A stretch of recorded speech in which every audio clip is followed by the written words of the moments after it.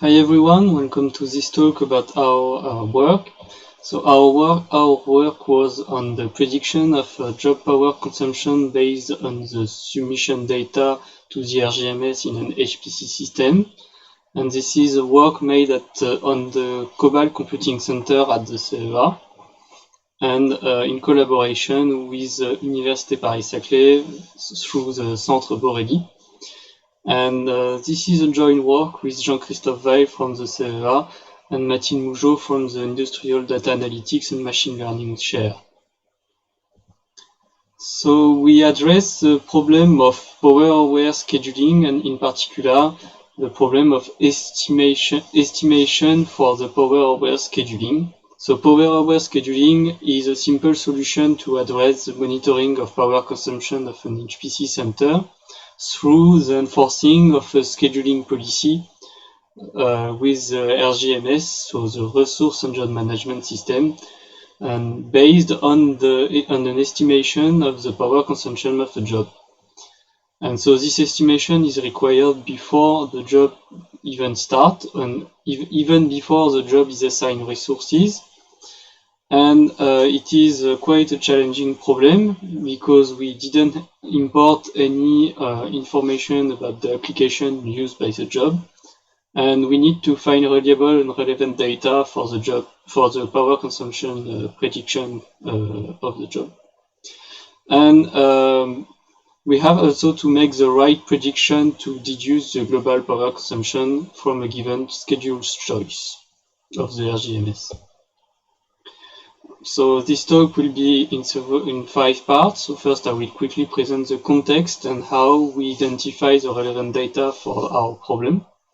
And then I will present you the features we decide to use for the model and the type of model we decide to use. And I will present you the model we use directly with the feature selection through an exhaustive cross-validation. And we will finish by adapting this model for practical use and conclude on the findings of our work. So the user never access directly to the computing node. They need to submit to the Resource and Job Management System what resource they need for their jobs. And the thing is, to have a power-aware scheduler, we need to predict the electrical power consumption here before the submission of the job. So meaning with only the data related to submission. And those data are of 2 types. So the first type is logs of the RGMS. So on Cobalt Computing Center, the RGMS used is Slurm. And Slurm records when the job was submitted to the scheduling policy and by who. And so we have the UID, which is a user identifier. And also we have information about the project membership of the user, which is given by the GID, the group identifier, which can be useful to cluster user behavior on the computing center. And the second type of data we have is related to the submission itself. So meaning what resource the job need to run. So obviously you have some information about which partition is required, and also what is the quality of service for the job. And what interests us the most are the number of nodes that the job need to run and the number of tasks. Number of tasks here is more or less related to the number of MPI processes used by the job. And the user can also set a time limit, which is a hard duration limit for a job.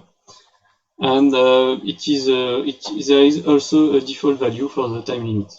There are other data available, but they were excluded from the prediction for reasons detailed in the paper.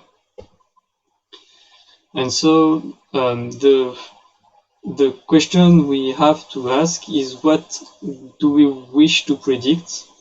And so if even if we wish to predict the energy returned by Slurm, it is more relevant to predict the average power consumption of a job, which is given by this formula, because it is expected to be invariant if the same application is run with a different number of nodes and for a longer time.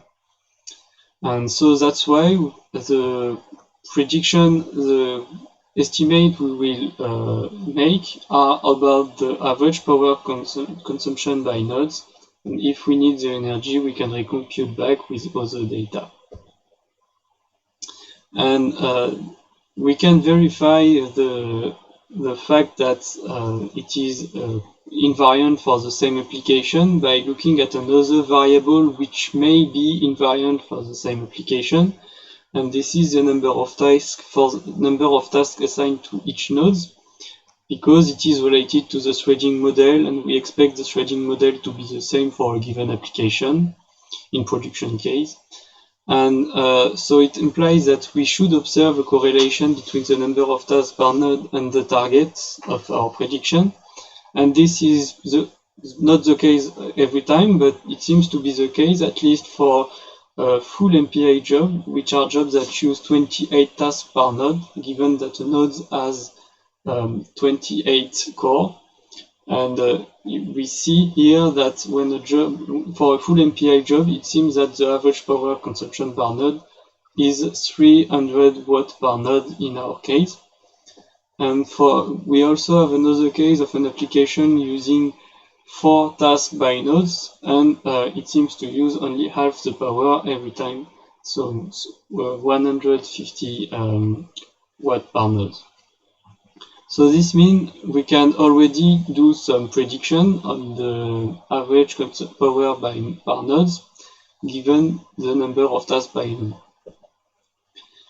And so this is a categorical behavior of the data, and we expect it to hold for more data than just the number of tasks by the number of nodes. It is already the case for the UID, GID, because even if they are numbered, they are related to users, so we expect them to behave like categorical variable. And quality of service and partition are already categorical valued data. And we can also consider that the number of nodes and the number of tasks a job use are also categorical, even if, again, there seems to be numerical, because we have no reason to think that if two jobs use almost the same number of tasks, then they must be from the same application. This is not obvious, and we won't assume that.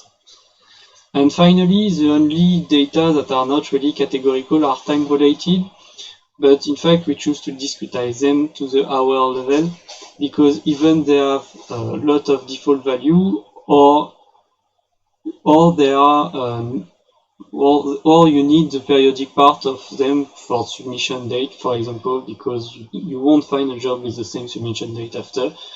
And so in the end, our problem is to predict the average power consumption by node, given all the other categorical data, the raw data that are already categorical here, and also uncrafted data, like the number of tasks by node that we add to the mix, and our discretized time-related data. The model we used is an instance-based model. So you all know some instance-based model. Nearest neighbors is a good example. But here we used a model which is called the rote learner, where in fact we have to define neighborhood by equality of subset of features of each job. So we have to choose a combination of inputs that will define what we call the job profile. So this means that a subset of value, a vector of inputs of jobs, and also an estimator on a set of jobs. And so here, for example, we are interested in predicting the average power consumption by nodes. So we will take an estimator of the average power consumption by node, and here we take the mean. So we sum all the average power consumption per nodes of jobs in the set, and we divide by the cardinal of the set. And the training is just looking at all the possible job profile in the training set and compute for each job profile the estimator on the reduced set of jobs with the same job profile. And the prediction is when a new job is presented to the model, we compute the job profile, which is just looking at the value of certain features. And for if the job profile was already seen in training set, then we predict the value we compute before during training. The advantage of this model is to be very flexible. We predict here the mean of average power per node, but we could compute another statistic like quantile. And we may also ask to the model to not answer if a totally new job profile is presented in the testing set. And this can be a big advantage given that other models may not be able to detect that they are looking at an outlier. So now the question is, how do we choose the job profile? So to choose the job profile, we just test all the job profile, meaning that we construct the training set on the first 2 months on our 3 months data set, and the last month is used as testing. For technical reason, in fact, we don't want to judge a model by the behavior of the default value. And so we extract a small test set by looking at job with profile in the training set, and we give you the error, root mean square error on this small testing set to compare to find which job profile is the best. And here to show you the usual complexity trade-off, I give you the best combination of inputs, so meaning the best choice definition of a job profile of a given length, so that you see that the more you add features in a job profile, the more complex the model becomes. The complexity is indicated by the diversity, which is the number of memorized instances in the training set by the model. So the number of internal parameters of the model once trained. And we can see that some variable seems to be not relevant to predict the power consumption. And for example, the number of nodes and the number of tasks are always selected at the same time, meaning that if we choose one, then the other must be chosen. Otherwise, the model the cross-validation procedure will select the ratio of the two. So the value of them by themselves is not really meaningful, so we can remove them. And we can also remove the hour of submission, because it is the last feature selected, and it seems to not help the model to be better, to generalize better. So if we remove these 3 features from the dataset, then we can have a bigger testing set for the other possible job profile, definition of job profile. And when we apply the same procedure on this large dataset with then more robust results, then we find that the best choice of job profile is to look at the GID and the number of tasks by node of a job and then predict the power consumption. And in fact, on the large testing set, the classical model used in the literature does not perform better than our model, and they also benefit from the feature selection we made here and return root mean square error from the same order. So the interpretation of the result we made is that the competitive model assumes more regularity than needed. This regularity is in fact wrong because it assumes that for close value of number of nodes or number of tasks, then it should imply the close value of the estimated value, which is not right because we have reason to think that there is no closeness for the number of nodes or tasks, for example. And this is also why the model, the regularity by this model is hard to interpret, because it may be wrong. On the contrary, our model makes no assumption about the regularity of value and is unbiased. Every estimate of the job profile value for a job profile value is independent of the estimation for other job profile. And so we exploit the rote learner model exploits the data redundancy, which is shown by the low diversity we found with the job profile we consider, which allow good generalization on the testing set. And this exhaustive cross-validation procedure allows us to show that the number of nodes, the number of tasks by themselves are not meaningful, and the same holds for the hour of submission. So this may be explained by the auto-submission or the programmed submission by users. And what is meaningful seems to be the group user identifier and the number of tasks by node, even for the classical model in the literature. And the other big advantage of our model is that it is easy to update to perform the update of a model online. And we will see that right now. And one big advantage of online estimation is that it removes the training step entirely.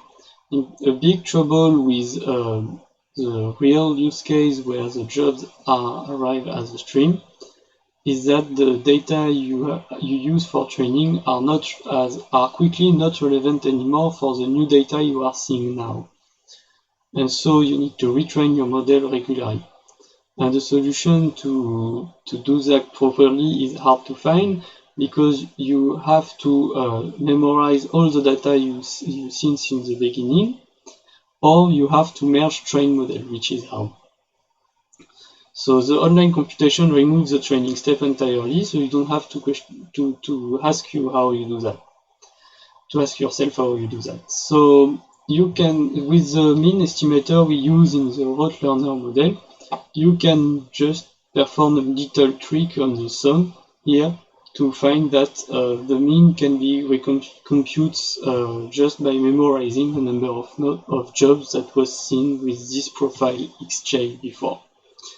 And you can also decide to only do the mean on the recent data to avoid the concept drift I talked about, but you need to memorize those data, even if it's a fixed size. And finally, we found that we think that the best online computation is to use an exponential weighted moving average, because you don't need to memorize any data and you can forget what happened in the past. But a problem with this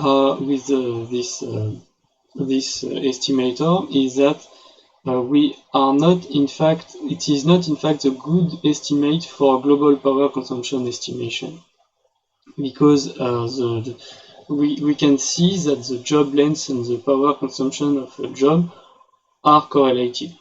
And in fact, it can be due to the fact that short jobs are maybe crashed, so they are crashed, then they use a very low power because they don't even start the computation.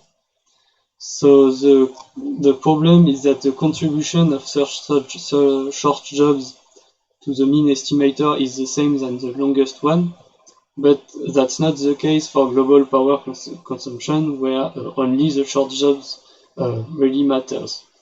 And so this means that the mean estimator we use will underestimate the global power consumption if we use it directly without adaptation.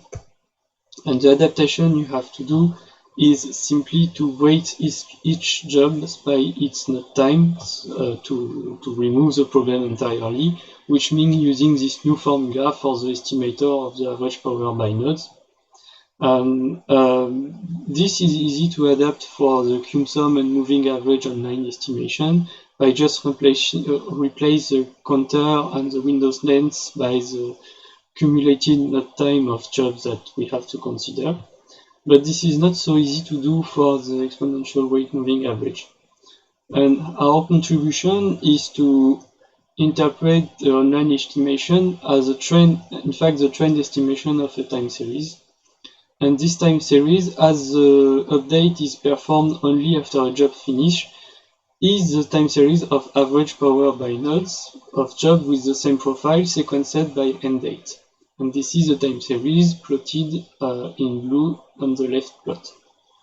And the exponential weight moving average is the yellow curve.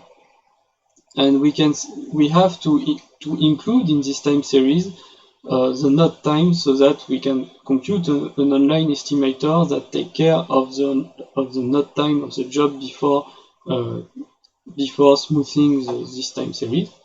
And to do that, we can just impose in the interval between two jobs to be the length, so the node time, in fact, of the first job between in this interval.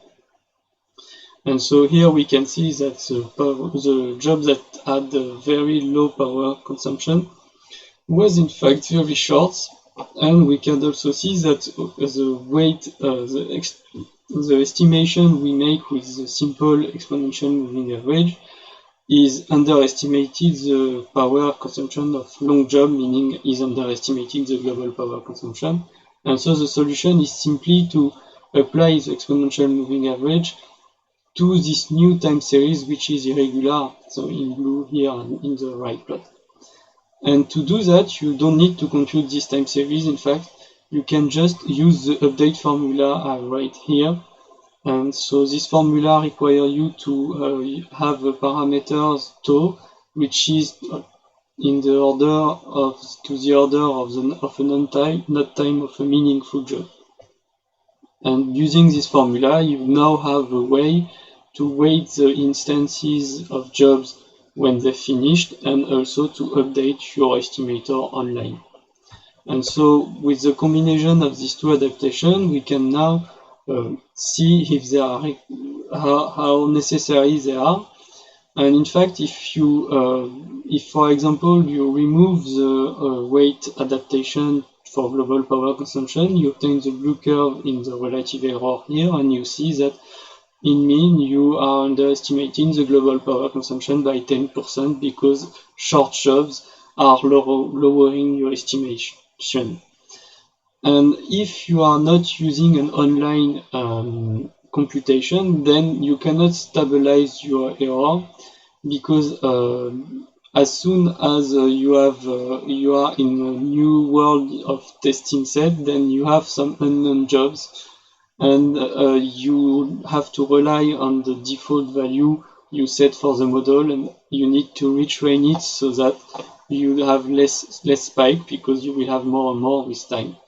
And our model with the proposed adaptation, meaning the weighting exponential moving average, has a quite stable error, even if sometimes there are events that make it spike.